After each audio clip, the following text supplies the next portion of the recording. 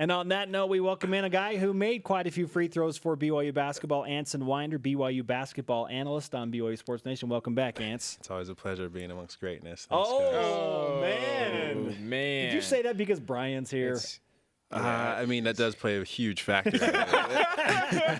So if Jaron was here, you would say goodness. Goodness. Decent. Decency. I like your little part, man. The little swag. See, I knew you were going to bring it, so I had to. You had to swag it up. I had to step up my game. Hey, a little bit. You just confirmed something. I was in the shower this morning. I said, you know what? I think I'm gonna bring the swagoo back out, man. I'm gonna grow my hair, grow the curls.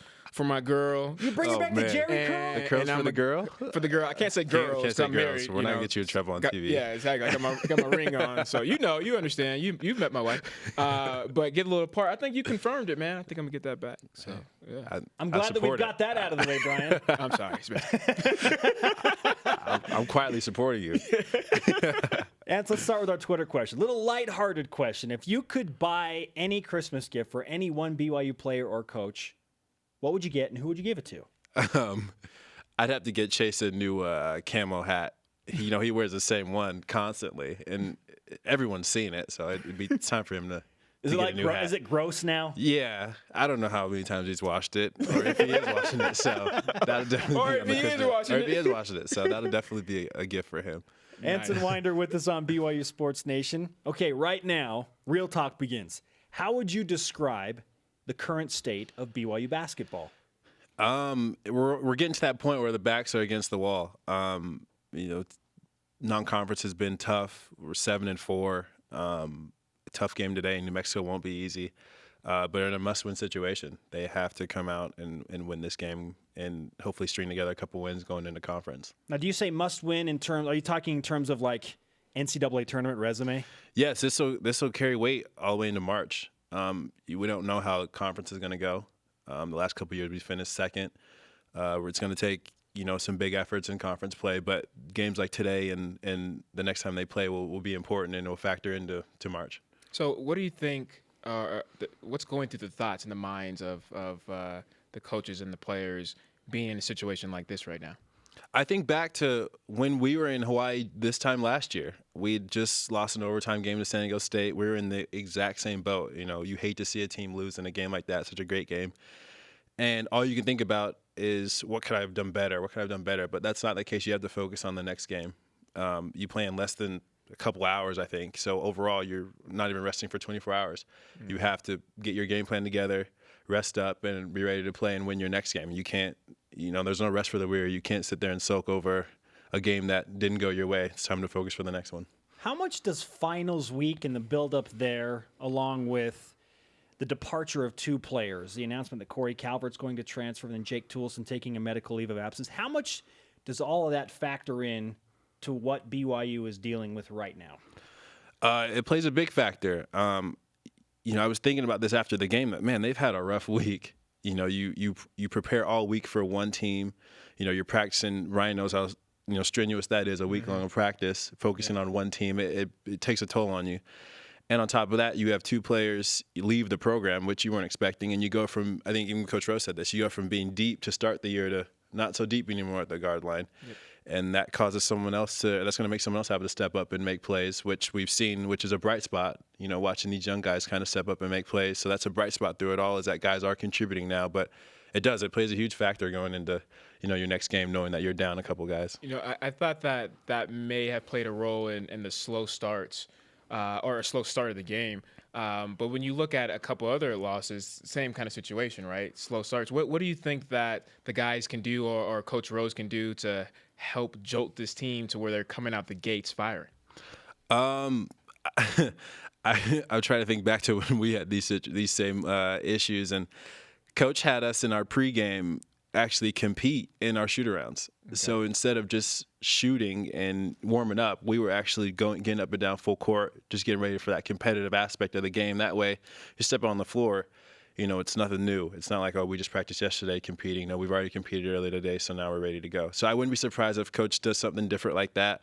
And just overall mindsets of guys. I think guys have to look themselves in the mirror and say, hey, look, it's time to start these games better than we have in the past. I like that idea, because I was thinking, like, man, if I was a coach, should I pump some Lil Wayne or some Drake or something, get the adrenaline? I mean, do I got to go and slap somebody? Because in football, and Ogletree, Brandon Ogletree would do crazy things. I mean, he would hit his head, no helmet on, in the locker, and then on lockers. We don't condone that, by the way. No, not at all. And I mean, if you're a linebacker, you kind of like that. But I remember times I would have my helmet on, and he would grab my face mask and hit it like, let's go.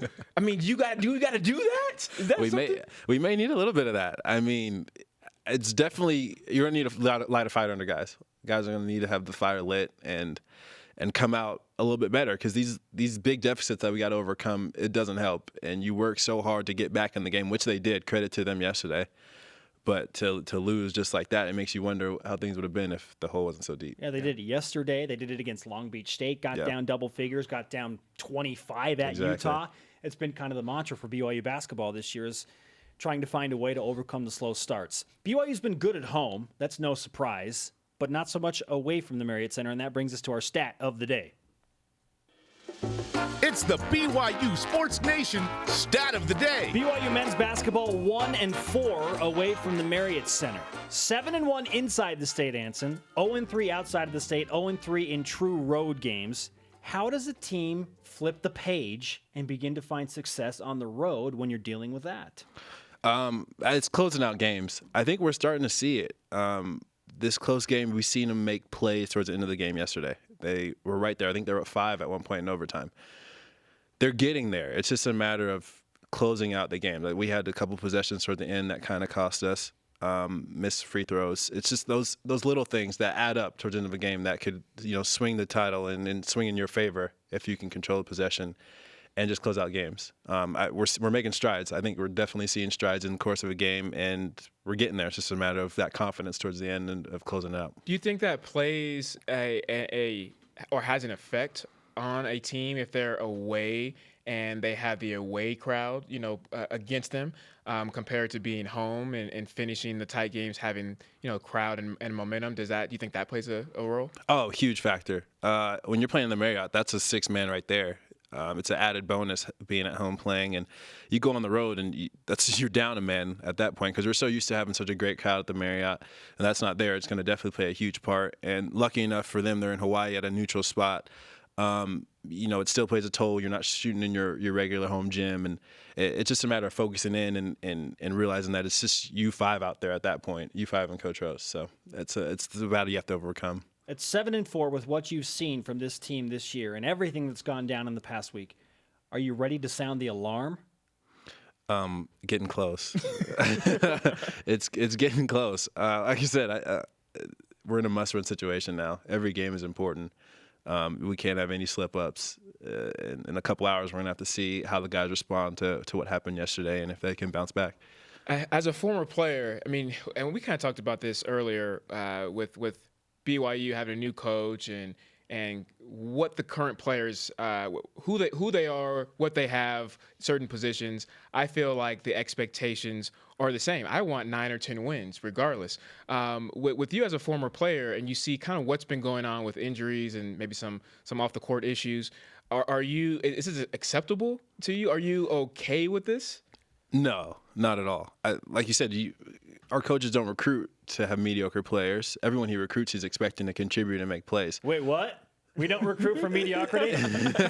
So with that being said, if someone goes down, you expect the next guy to step up and make plays, and we continue the train of winning, because that's what is expected at BYU. So injuries have happened with BYU basketball. We've had guys leave, and that means it's an opportunity for someone else to step up, and it's expected to have 20 to 25 wins a year.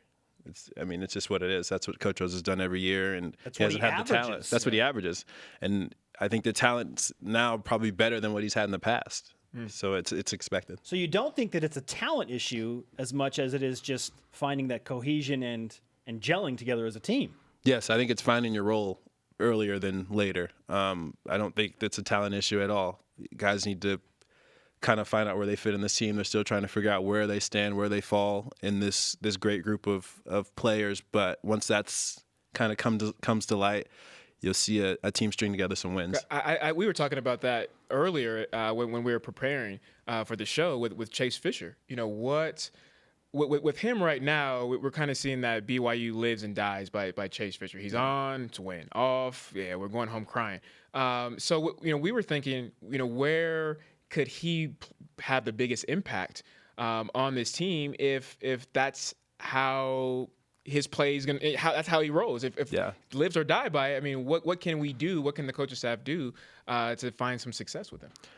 It's tough because in the losses, you're right. We've seen that in those losses, Chase hasn't had great games. I think he's like 1 for however many from 3-point line, and we haven't won those games. I think it's just a matter of his leadership. I said it before. He by no means is he coming out to play bad or play mediocre or lose games. Right. I think he's a competitor at the end of the day, but it's just a confidence issue. I think he'll come in and we'll see that today. I think he'll come in with a chip on his shoulder and look to make plays and bounce back. And that's what you expect from a senior, and you expect that consistency, and hopefully he can get on the roll and show that. And for the record, and you know this more than me because you were his roommate, Anson, speaking of Chase Fisher, nobody's harder on himself than Chase Fisher. Exactly. Like almost like, okay, dude, slow down. Yeah, take it easy. Okay. Take it easy. Yeah, I agree 100%. Hey, no one needs to look Chase and say, "Oh, you played bad." Nobody needs to. He's going to look himself in the mirror and say, "Oh man, I have to do better." That's the worst thing you could say to him. Yeah, because he's going to say, "Well, I already knew that. I've already looked myself in the mirror and checked myself and said, hey, look, I need to play better." So I expect a full-on great performance tonight. I think he'll do a lot better. He'll take a lot more of that on his shoulders and take credit for what happened yesterday and bounce back. I see that happening 100%. Do you think he would make more of an impact coming off the bench in a 6-man role? I've thought about that. A la Matt Carlino. Yeah, and I don't think it'd be the worst thing. You see Zach Selius, he's coming in making great plays. Do you start him? I don't know. It's a huge question. And we talked about lineup changes last week with Coach Rose. If that's something he wants to do, maybe when he comes back, maybe not make that change now in Hawaii, but when he gets back, say, hey, look, what if we make a change, a little rift to the lineup and have Chase come in and be that automatic scorer off the bench? Because we saw with Matt. Matt played, 30 minutes a game still and averaged 15 to 16 points coming off the bench. So that wouldn't be the worst thing. BYU in New Mexico today. What's the best part about that old Mountain West Conference matchup? I just remember the crowd. Thinking about going to New Mexico was just saddening. Because it was like worse than Utah State, I think. And Utah State was brutal. The pit is gnarly. And they're right on top of you. Thank goodness we don't have to go there and play. But you expect a competitive. Those juices will still be flowing from when we played in the Mountain West. The team they're going to want to beat us because they're, they need to win games too. They lost a big game yesterday as well. So their backs are against the wall and they need to win a game, and it'll be competitive. I expect a close game, but if BYU does what they're supposed to do, they should be able to pull it out because this is a very winnable game. Anson, despite Brian Logan, I hope you will come back and visit us again. I'd love to. In Studio B. Anson's he's coming up. I just invited him earlier, man. He's gonna come over, get some chicken. My mom's coming in town for Christmas. We're gonna have a good time, man. So, I got like 2 more points up against you guys. I'm feeding him, fried chicken. He's feeding me. Fine. Message taken and received. Anson, it's been great to have you, man. Thanks, guys. I appreciate it.